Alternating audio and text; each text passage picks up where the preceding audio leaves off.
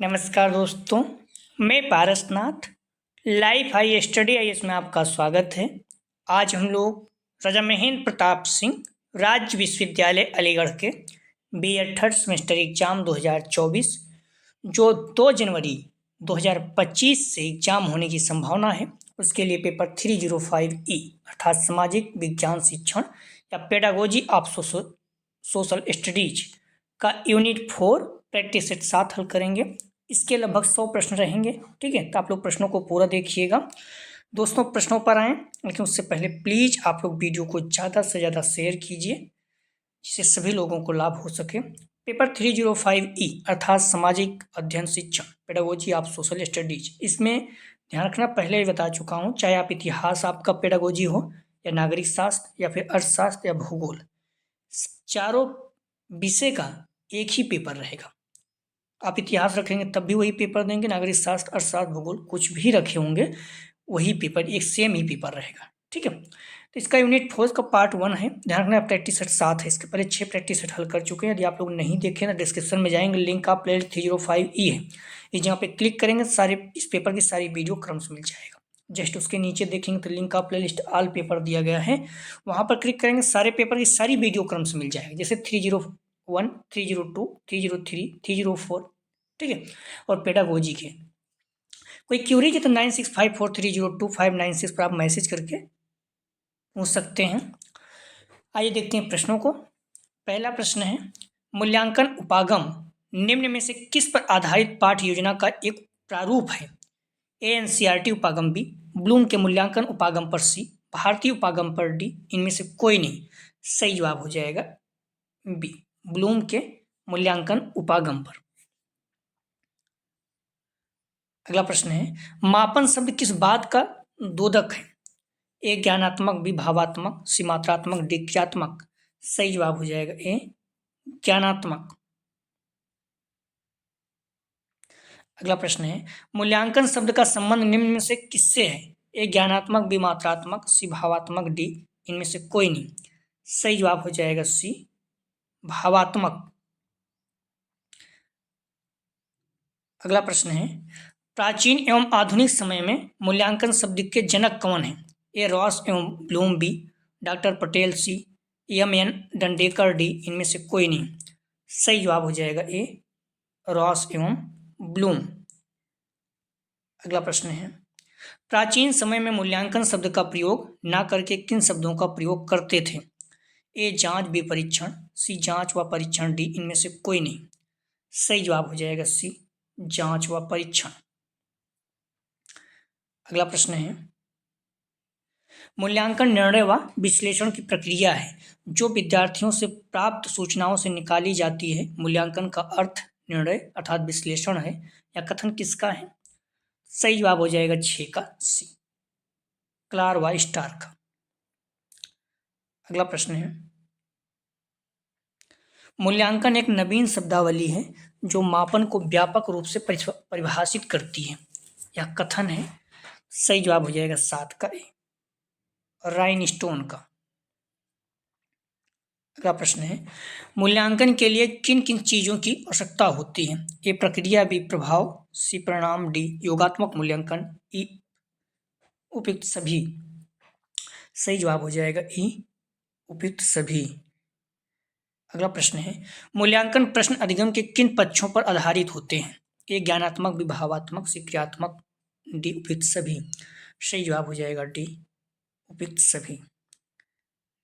अगला प्रश्न है, मूल्यांकन के लिए जिस प्रश्न पत्र का निर्माण किया जाए उसमें होना चाहिए ... क्योंकि यह सर्वमान्य है। ए वस्तुनिष्ठ, बी लघुत्तरी प्रश्न, सी अति लघुत्तरी, डी विस्तृत।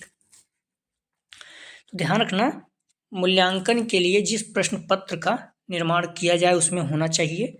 सही जवाब हो जाएगा ए वस्तुनिष्ठ। ठीक है, मूल्यांकन के लिए जिस प्रश्न पत्र का निर्माण किया जाए उसमें होना चाहिए वस्तुनिष्ठ प्रश्न, क्योंकि वह सर्वमान्य है, यह सर्वमान्य।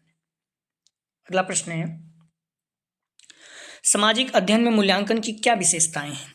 ए अधिगम्य कठिनाइयों को पता लगाना, बी शिक्षण प्रक्रिया में सुधार करना, सी बालकों को सीखने हेतु प्रेरित करना, डी उपयुक्त सभी। सही जवाब हो जाएगा डी उपयुक्त सभी। अगला प्रश्न है, मापन एवं मूल्यांकन एक दूसरे के, तो ए पूरक, बी विलोम, सी पर्यायवाची, डी इनमें से कोई नहीं। सही जवाब हो जाएगा ए, पूरक होते हैं। मापन एवं मूल्यांकन एक दूसरे के पूरक होते हैं। अगला प्रश्न है, मूल्यांकन किसका अंग है? ए शिक्षा प्रक्रिया का एक अभिन्न अंग है, बी या शैक्षिक योजना के बारे में विश्वसनीय निर्णय लेता है, सी बच्चों के सीखने को समझने में शिक्षण की मदद करता है, डी उपयुक्त सभी।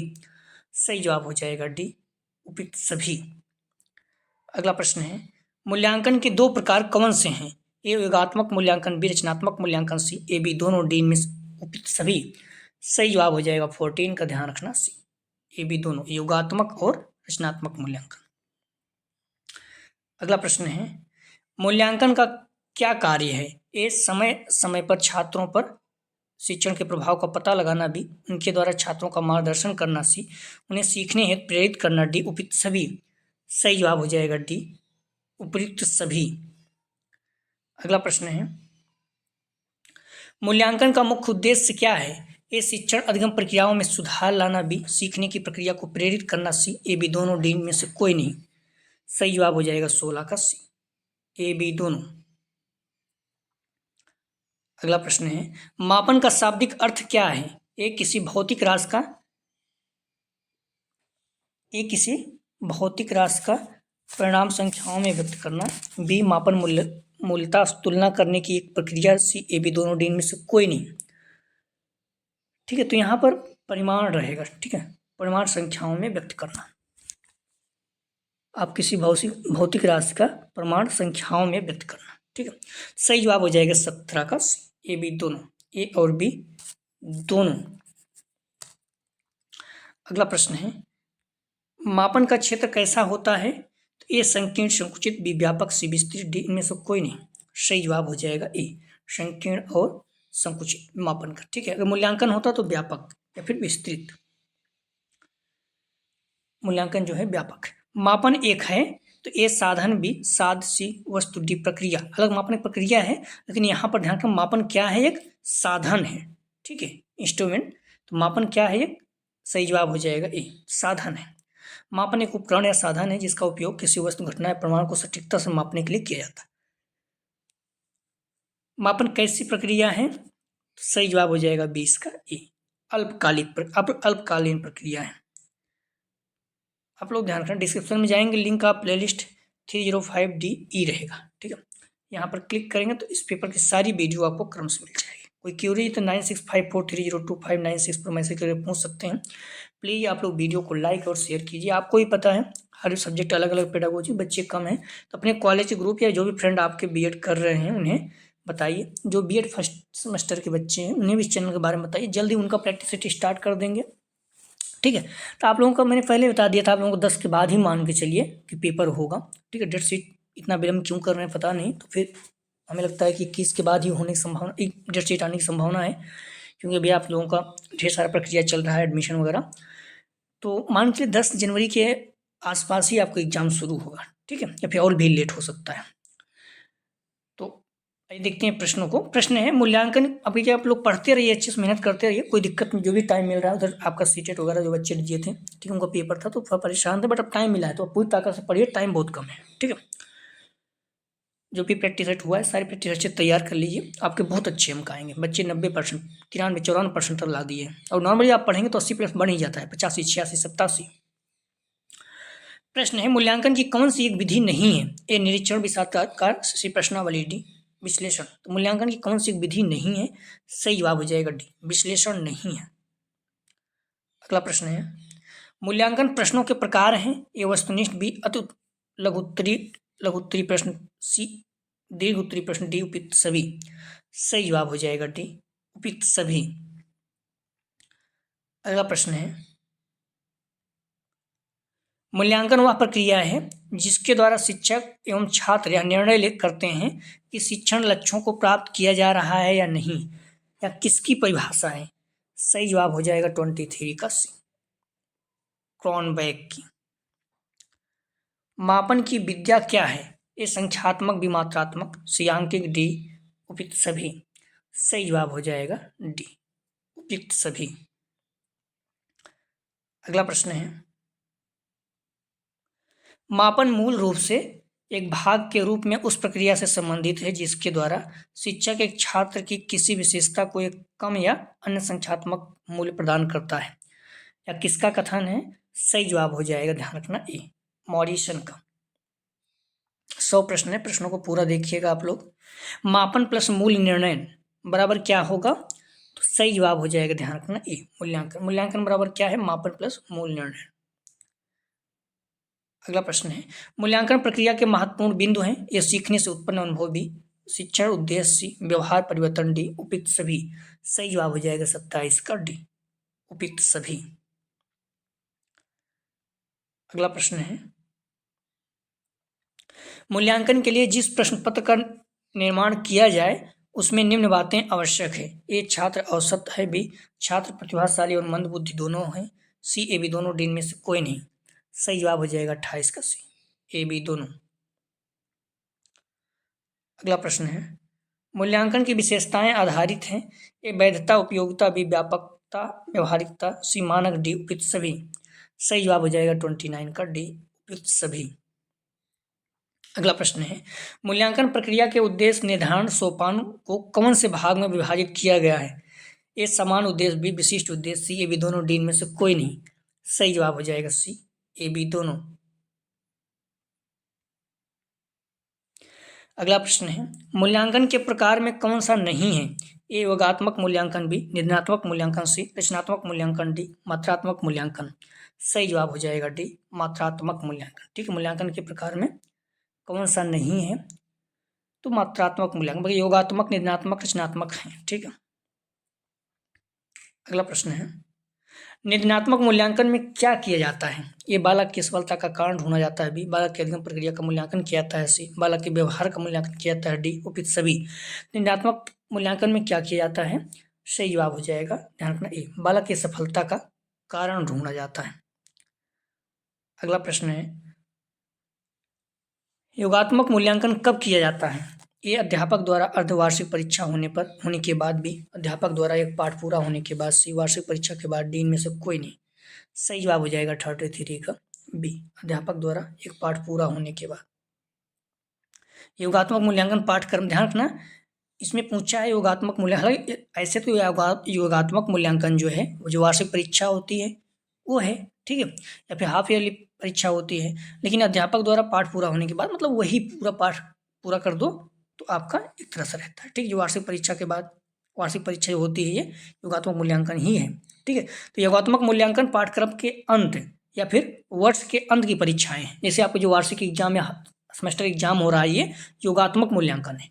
ठीक है, पाठ्यक्रम के अंत मतलब होता है पाठ्यक्रम पूरा हो जाएगा। ठीक है, तो बी इसका सही जवाब है। क्लियर है? अब इसमें क्या कह रहा है, वार्षिक परीक्षा के बाद, वार्षिक परीक्षा खुद योगात्मक मूल्यांकन है तो बाद में क्या होगा। ठीक है, अगला प्रश्न है, मूल्यांकन आयाम के मूल पद हैं। ये सीखने का अनुभव भी, शिक्षा के उद्देश्य, व्यवहार परिवर्तन, डी, उपयुक्त सभी। सही जवाब हो जाएगा 34 का डी, उपयुक्त सभी। अगला प्रश्न है, ज्ञान, बोध व अनुप्रयोग का संबंध मूल्यांकन के किस पक्ष से है? ये भावात्मक, विसंज्ञानात्मक, सी, कौशलात्मक, डी, उपयुक्त सभी। सही जवाब हो जाएगा 35 का डी, उपयुक्त सभी। अगला प्रश्न है, the aim of controlling is to compel even to confirm plan. शिक्षा प्रक्रिया में त्रिभुज की त्रिपदी को किसने प्रदर्शित किया? सही जवाब हो जाएगा ए, बी, एस ब्लूम ने, बी, एडम, सी, बगिंघम, डी, पियर्सन। सही जवाब हो जाएगा 36 का ए, बी, एस ब्लूम। अगला प्रश्न है, शिक्षण प्रक्रिया में मूल्यांकन उपागम का संबंध है। ये सीखने के उद्देश्य भी, सीखने के अनुभव से, व्यवहार परिवर्तन, डी, उपयुक्त सभी। सही जवाब हो जाएगा 37 का डी, उपयुक्त सभी। अगला प्रश्न है, शिक्षण प्रक्रिया में मूल्यांकन का संबंध होता है। ए, पाठ योजना से, बी, इकाई योजना से, सी, वार्षिक योजना से, डी, उपयुक्त सभी से। शिक्षण प्रक्रिया में मूल्यांकन का संबंध होता है। सही जवाब हो जाएगा डी, उपयुक्त सभी से। अगला प्रश्न है, मूल्यांकन की प्रविधि है। ए, निरीक्षण, बी, मौखिक एवं लिखित परीक्षा, सी, रेटिंग स्केल, डी, उपयुक्त सभी। सही जवाब हो जाएगा 39 का डी, उपयुक्त सभी। अगला प्रश्न है, बालक के व्यवहार का निरीक्षण डॉट डॉट रूपों में होता है। ये नियंत्रित, अनियंत्रित, सी, ए, बी दोनों, डी इनमें से कोई नहीं। सही जवाब हो जाएगा 40 का सी, ए, बी दोनों। अगला प्रश्न है, उच्च कक्षा के बालकों की अभिवृत्ति विकास का मूल्यांकन डॉट डॉट द्वारा किया जाता है। सही जवाब हो जाएगा डी, रेटिंग स्केल। अगला प्रश्न है, दैनिक पाठ योजना शिक्षण में शिक्षक समानता डॉट डॉट परीक्षाओं को प्रयुक्त करते हैं। तो ए मौखिक परीक्षा, बी रेटिंग स्केल, सी निबंधात्मक परीक्षा, डी इनमें से कोई नहीं। सही जवाब हो जाएगा ए मौखिक परीक्षा। दैनिक पाठ योजना शिक्षण में शिक्षक समानता मौखिक परीक्षाओं को प्रयुक्त करते हैं। अगला प्रश्न है, माध्यमिक स्तर पर कक्षा में जानकारी एवं व्यक्तित्व का मूल्यांकन डॉट डॉट परीक्षाओं द्वारा होता है। सही जवाब हो जाएगा 43 का सी, मौखिक परीक्षा। अगला प्रश्न है, व्यक्तित्व के सभी पक्षों का मूल्यांकन किया जाता है। सही जवाब हो जाएगा 44 का बी, व्यापक मूल्यांकन द्वारा। अगला प्रश्न है, ब्लूप्रिंट क्या है। ए किसी भी पाठ वस्तु का निर्माण करने से पूर्व उसका नक्शा तैयार करना, भी प्रश्नों के प्रकार के को अंकों में विभाजित कर एक सारणी बनाना, सी, ए, बी दोनों, डी इनमें से कोई नहीं। सही जवाब हो जाएगा 45 का सी, ए, बी दोनों। अगला प्रश्न है, एकांतर अनुक्रिया रूप प्रश्न की सीमा है। ए 50% सही होने का अनुमान, बी छात्रों को अनुक्रिया देने की स्वतंत्रता नहीं होती, सी वैधता तथा विशिष्टता देने की स्वतंत्रता होती है, डी उपयुक्त सभी। सही जवाब हो जाएगा डी उपयुक्त सभी। अगला प्रश्न है, उद्देश्य केंद्रित परीक्षा होती है। ए वस्तुनिष्ठ परीक्षा, बी निबंधात्मक परीक्षा, सी, ए, बी दोनों, डी इनमें से कोई नहीं। सही जवाब हो जाएगा सी, ए, बी दोनों, वस्तुनिष्ठ और निबंधात्मक परीक्षा। अगला प्रश्न है, निबंधात्मक परीक्षण वस्तुनिष्ठ परीक्षण से अपेक्षाकृत होती है। एक कम विश्वसनीय, बी कम वैध, सी, ए, बी दोनों, डी इनमें से कोई नहीं। सही जवाब हो जाएगा सी, ए, बी दोनों। अगला प्रश्न है, वस्तुनिष्ठ परीक्षण की विशेषता है। ए विश्वसनीयता, बी वैध, सी प्रमाणिक, डी उपयुक्त सभी। सही जवाब हो जाएगा डी उपयुक्त सभी। निबंधात्मक परीक्षण की रचना में होती है। ए सरलता, बी मितव्ययिता, सी कम समय, डी उपयुक्त सभी। सही जवाब हो जाएगा डी उपयुक्त सभी। अगला प्रश्न है, निबंधात्मक परीक्षण की अपेक्षा वस्तुनिष्ठ परीक्षण का अंकन होता है। तो ए सरल, बी कठिन, सी कुंजी की सहायता से कोई भी कर सकता है, डी, ए, बी दोनों। सही जवाब हो जाएगा 51 का डी, ए, सी दोनों। अगला प्रश्न है, निबंधात्मक परीक्षा में अभाव होता है। ए मानक का, बी प्रामाणिकता का, सी, बी दोनों, डी में से कोई नहीं। सही जवाब हो जाएगा 52 का सी, मानक और प्रामाणिकता दोनों का अभाव होता है। अगला प्रश्न है, वस्तुनिष्ठ परीक्षा निबंधात्मक परीक्षा की अपेक्षा विषय वस्तु का डॉट डॉट प्रतिनिधि करता है। तो ए अधिक, बी कम, सी, बी दोनों, डी में से कोई नहीं। सही जवाब हो जाएगा ए अधिक। वस्तुनिष्ठ परीक्षा निबंधात्मक परीक्षा की अपेक्षा विषय वस्तु का अधिक प्रतिनिधि करती है। अगला प्रश्न है, मूल्यांकन आयाम के मूल पद हैं। ए व्यवहार परिवर्तन, बी शिक्षा के उद्देश्य, सीखने के अनुभव, डी उपयुक्त सभी। सही जवाब हो जाएगा डी उपयुक्त सभी। अगला प्रश्न है, व्यवहार परिवर्तन का आकलन डॉट डॉट किया जाता है। ये उद्देश्य की दृष्टि से, बी अधिगम अनुभव से, सी विषय वस्तु से, डी उपयुक्त सभी। सही जवाब हो जाएगा 55 का डी उपयुक्त सभी। अगला प्रश्न है, लिखित परीक्षाएं कितने प्रकार की होती हैं। सही जवाब हो जाएगा 56 का ए, 2 प्रकार की। अगला प्रश्न है, लिखित परीक्षा है। ए निबंधात्मक, बी वस्तुनिष्ठ, सी, ए, बी दोनों, डी इनमें से कोई नहीं। सही जवाब हो जाएगा सी, ए, बी दोनों। लिखित परीक्षा निबंधात्मक वस्तुनिष्ठ। ध्यान रखना, लिखित परीक्षा है, लोग कहते हैं ना परीक्षाएं लिखित होंगी, तो उसमें ज़्यादातर निबंधात्मक, ऐसे तो लिखित में देखेंगे निबंधात्मक ही आएगा, लेकिन यहाँ दोनों मानी जाती है। ठीक है, निबंधात्मक और वस्तुनिष्ठ दोनों। अगला प्रश्न है, ज्ञान उद्देश्य की प्राप्ति का मूल्यांकन अधिकांशतः होता है। तो ए मौखिक परीक्षा, भी लिखित परीक्षा, सी, भी दोनों, दिन में से कोई नहीं। लिखित परीक्षा में चाहे वस्तुनिष्ठ हो चाहे लिखित हो, जो आप लिखते हो से दीर्घ उत्तरीय प्रश्न सभी आता है। ठीक है, एक तो परीक्षाएं कई प्रकार की होती है, लिखित होती है, लिखित में वस्तुनिष्ठ या जैसे भी आ जाए। दूसरा मौखिक, मौखिक मतलब इंटरव्यू टाइप से। ठीक है, तो इस तरह से तो सही जवाब हो जाएगा इसका सी, ए, बी दोनों। ज्ञान उद्देश्य की प्राप्ति का मूल्यांकन अधिकांशतः होता है, तो मौखिक और लिखित दोनों। जैसे आप लोग परीक्षाएं हो रही तो क्या है, वो लिखित नहीं है, लिखित परीक्षा है, मतलब एक तरह से लिखित परीक्षा है, चाहे उसमें ऑब्जेक्टिव हो या फिर लिखित हो। डिस्क्रिप्टिव प्रश्न है, ज्ञान ज्ञान से प्रयोग तक के व्यवहार परिवर्तन का मूल्यांकन निम्नलिखित परीक्षाओं द्वारा किया जाता है। ए लिखित, बी मौखिक, सी प्रयोगात्मक, डी उपयुक्त सभी। सही जवाब हो जाएगा डी उपयुक्त सभी।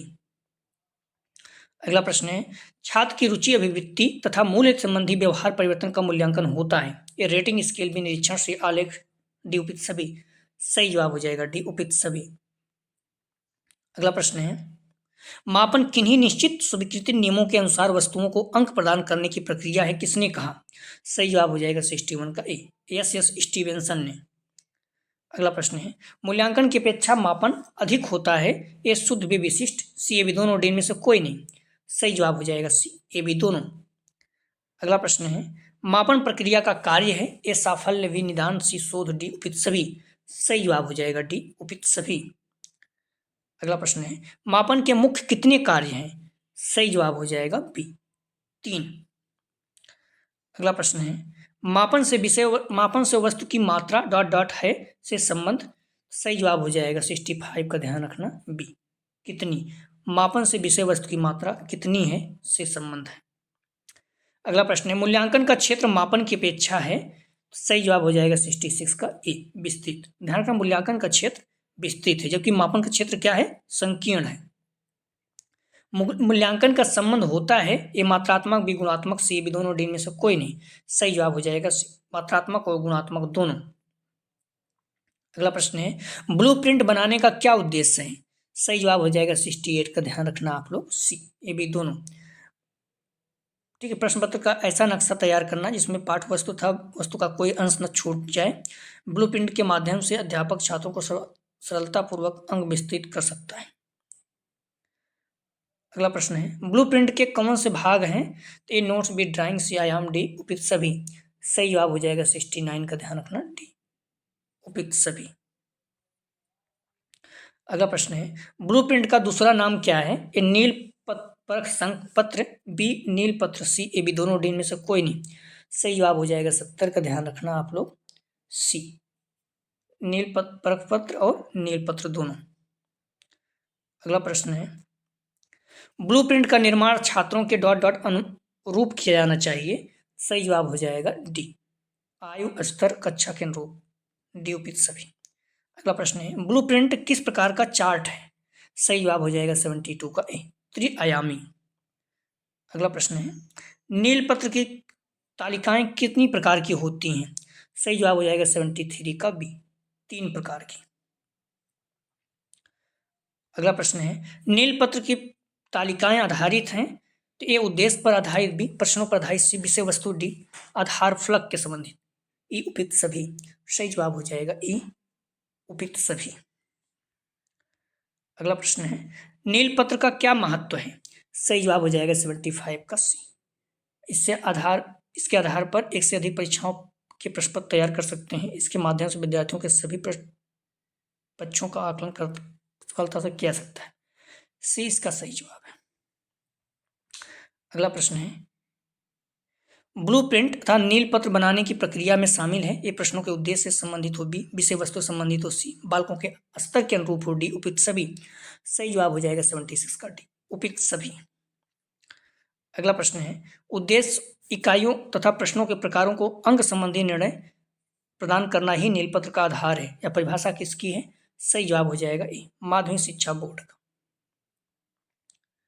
अगला प्रश्न है, नीलपत्र विशेष प्रकार का त्रिआयामी चार्ट है जिसमें उद्देश्य, विषय वस्तु तथा प्रश्न प्रकारों के आधार पर अंक भार दिया जाता है। यह कथन किसका है।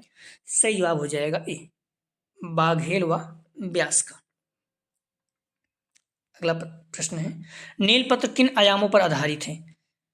तो ए उद्देश्य पर अंक प्रभार, बी इकाई पर अंक प्रभार, सी विषय वस्तु, डी विभिन्न प्रकार के प्रश्नों का अंक भार, ई उपयुक्त सभी। सही जवाब हो जाएगा ई उपयुक्त सभी।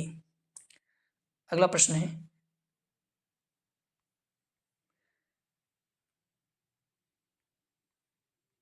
लिखित परीक्षाओं में सबसे प्राचीन पद्धति कौन सी है।